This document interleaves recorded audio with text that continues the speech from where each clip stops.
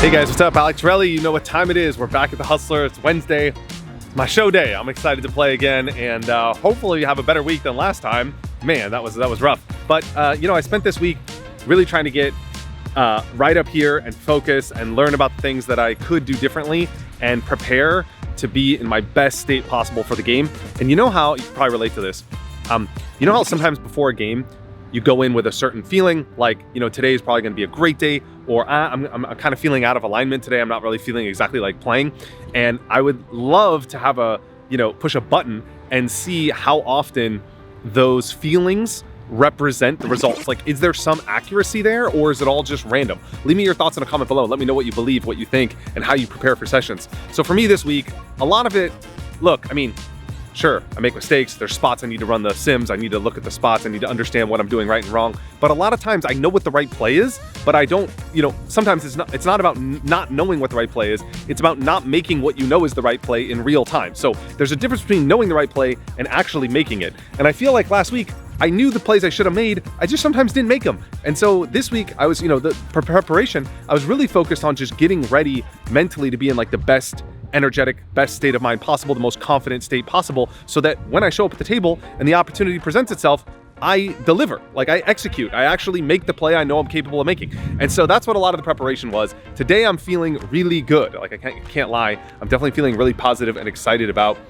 the opportunity to play, and I will love to see after the show, you guys will let me know if that translates into playing my best, bringing my A game, and ultimately delivering an amazing result. So thank you so much for your support.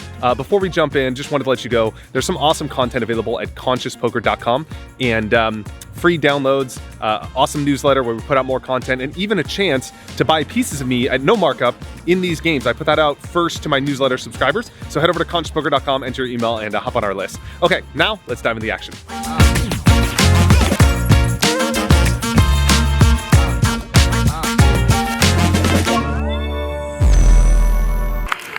Stand-up game in effect, though.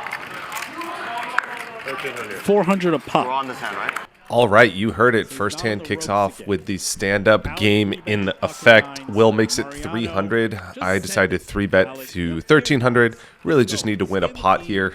And Mariano makes a cold re-raise to 2,600. So very strategic sizing here, given my stack size, putting me in quite a tough spot here. In particular with this hand, it's kind of too strong to fold, but not quite wanting to jam it in a 5-bet and get called, because I'm not going to be in great shape. Of course, against this specific hand, against Ace-Jack, if I knew he had this exact hand, I would prefer to jam because he's probably going to fold, but it's Mariano. He might call me off here too, and I'm flipping best case scenario. But in any event, I decided to call. I think I could play this quite profitably post-flop here. It's going to be some tough spots, but that's the nature of being out of position against Mariano. Flop comes king high. At this point, I check. Makes sense for him to bet quite small here on this dry board texture, especially given our stack size. He bets 1,600, and I think I have a very clear call here, which I do. We take a turn, which comes a queen. Pot size bet left here on the turn. I check, and really just hoping for the check behind here. But Mariano's not going to give it to me. He picks up equity. He decides to ship it. Can't really do much except fold here on this turn. Maybe on different turns if he bets a different size or he checks, whatever. Could play the pot continually out of position. But 2 overcards facing a double barrel against Mariano here. I think I got a pitch, and he wins the pot. Nice play, Mariano. Next hand picks up. Henry makes it 300 in the hijack with 10-7 of hearts. We're playing the stand-up game. I'm in the big blind. You know what that means. I don't have a button. He does. I got a call. Look at that flop, guys. Jack 3 deuce. Flop top and bottom with a backdoor flush draw. Doesn't really get much better than that for Jack deuce. I check over to him. He bets 400. I got a check raise coming. You know what time it is. I make it 1,500. Henry has no showdown value with a flush draw. Of course, I could be bluffing. He wants to get me off all of my bluffs. He piles it in. I call. Call him. I know I don't want to see a heart.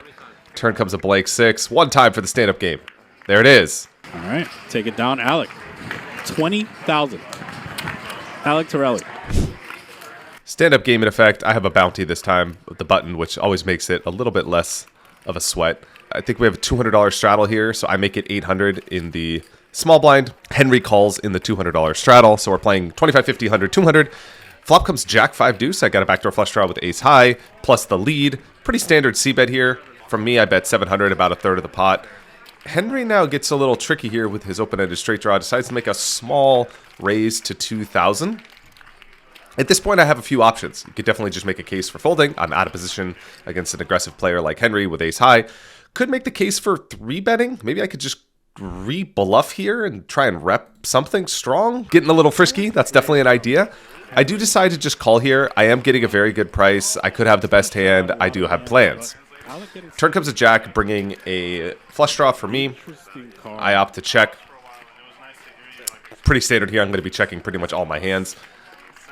At this point, I really don't want to see a bet, because if Henry bets this turn after I call the flop, again, I called the flop here. I could easily have a jack. So if he comes out betting again on this turn, it's a pretty damn strong play by him. When he checks behind, though, I'm loving what I see.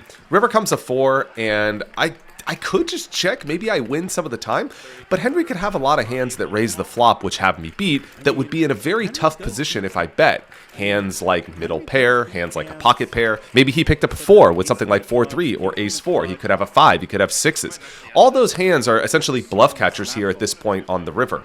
I flatted a raise on the flop. I could easily be betting anything like 9s or better for value. Of course, I could have a jack. I could have queens, kings, aces. All those hands are here. I decided to bet 3,200, and I think I would bet this way with all of my strong hands as well. So it's tempting to want to bet bigger when you're bluffing to kind of like force him to fold or whatever, but you got to think a little bit more long term when you're playing against really smart players like Henry, or people that you play against very often, or when your cards are exposed, or when people can see your long term strategy. You got to be betting in a way that you would be betting if you had a value hand. So I try to make it quite balanced here, not get too cute, but at the same time, I think the aggression here is the best play on the river to really get him to fold these middle strength hands, put him to a tough spot, and not rely on my ace high for showdown.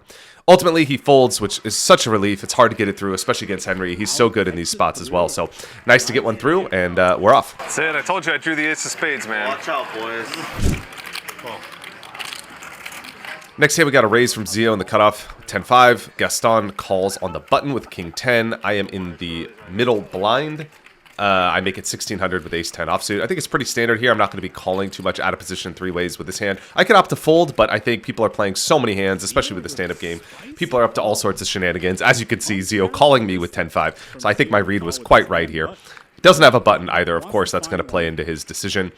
Flop comes Jack 8 deuce with 2 clubs. I flop, I guess, a backdoor straight draw, backdoor flush draw, looking at it optimistically, but not a great flop for me facing a call, especially out of position.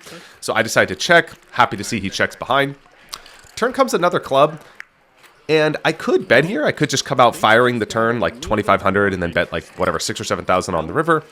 I think that's a reasonable play as well. I do decide to check here. I would like to see what he does here. If he bets, maybe I would call, maybe I would raise. Just depends on my read on the turn and his sizing. I don't necessarily like to approach situations where I always have a plan, because I feel like that locks me into a play and it doesn't allow me to be in flow and think of things in real time. So I would potentially just see what he does here and then evaluate based on what I think in this moment on the turn. That was kind of my plan, but ultimately he checks behind, which I'm liking. And when he checks behind twice, I feel like I might be good, or he might have a weak hand with showdown value, something like maybe a 5, maybe 6s, maybe 7s, maybe an 8, although I feel like he would probably come out betting that hand as well. When the river comes a queen, at this point I have really the worst hand I could have. I mean, I have ace high. I think a lot of my other bluffs would have bet earlier on in the hand. He has shown weakness the entire hand. I could still be checking the flop and the turn with some tricky hands like flushes or sets or an overpair or something like that. I could have hit the queen as well. At this point, I really have to bet. I can't just rely on my ace high showdown value to win. Again, thinking the same strategy I thought about the last hand. If I was value betting, what would I bet here? I'm not going to bet 5,000 or 7,000. I'm going to bet an amount that wants to get called. So I bet 2,000 just like I would if I was value betting.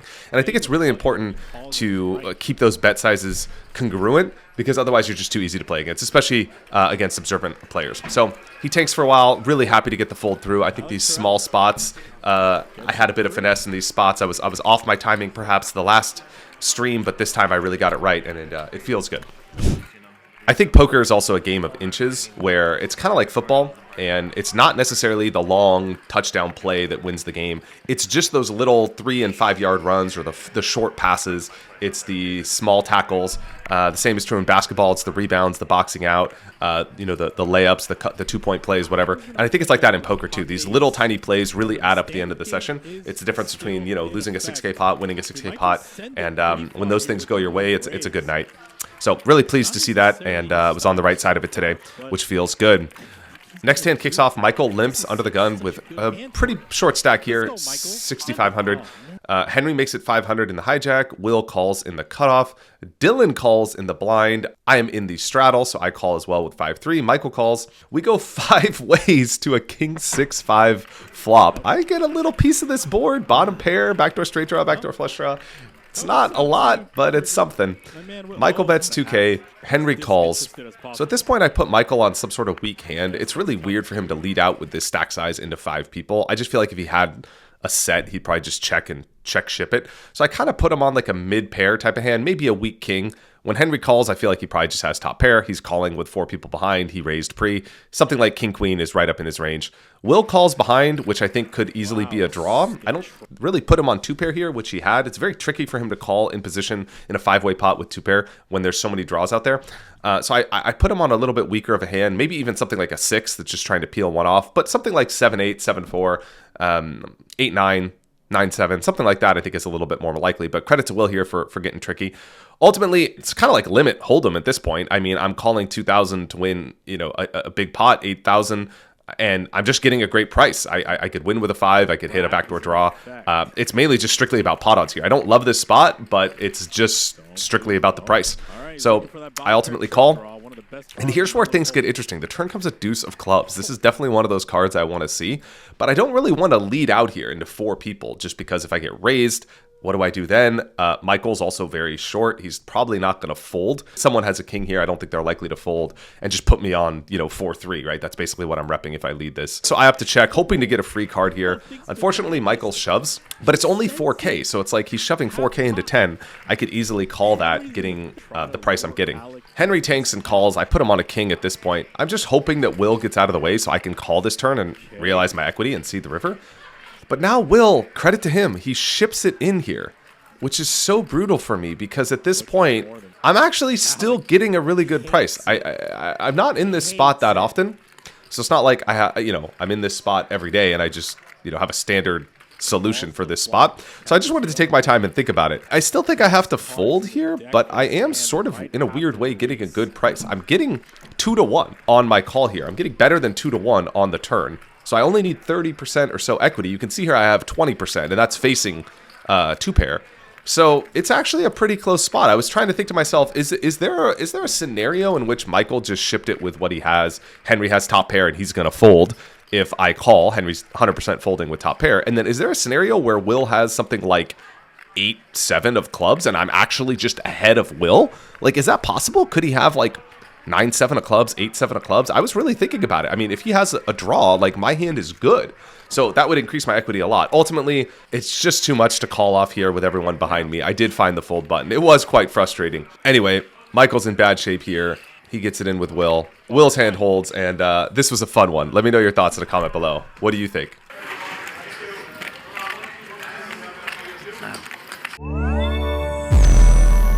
Pocket eights, I mix it up, limp under the gun. Mariano makes it 400 with ace-6 suited in the hijack. Henry calls the cutoff.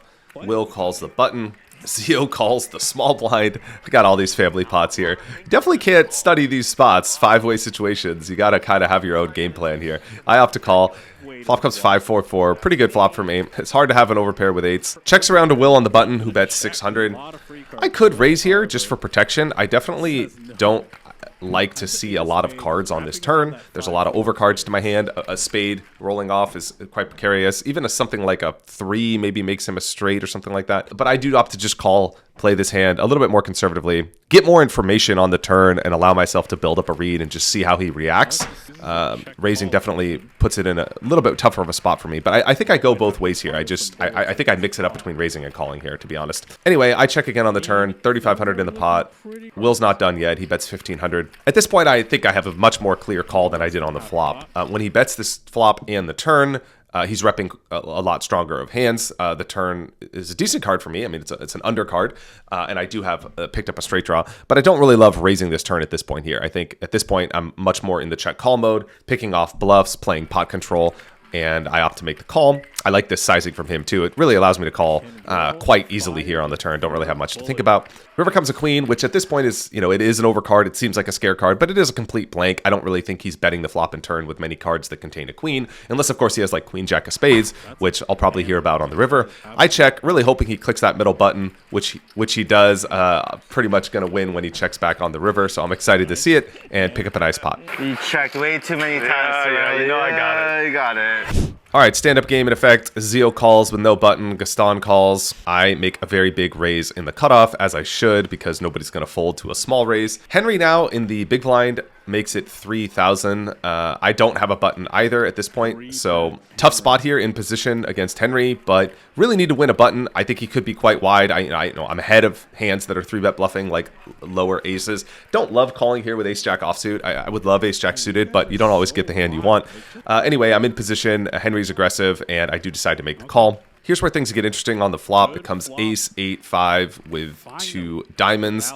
Henry checks. I decide to get a little bit tricky here and go for a bigger sizing. I bet 4K. I think that's kind of atypical here. I think a lot of times on these boards, you see people just bet quite small.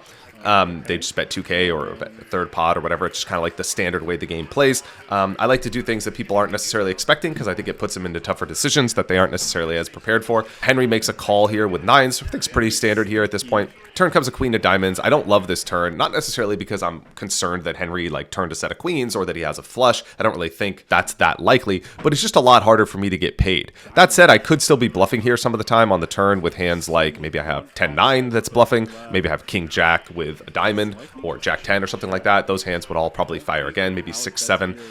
It is the stand-up game, so ranges are a lot wider. I am in there with some offsuit hands, and if I was bluffing, I would bet this turn. Ultimately, I'm just thinking about how I can get a lot of value here. If I'm beat, I'm going to get crushed. If he has whatever hand that beats me, we have a pot size bet left. He's going to bet the river and I'm going to call or whatever it is. I'm going to be losing a big pot. So I'm more concerned about how to get value the times I am ahead.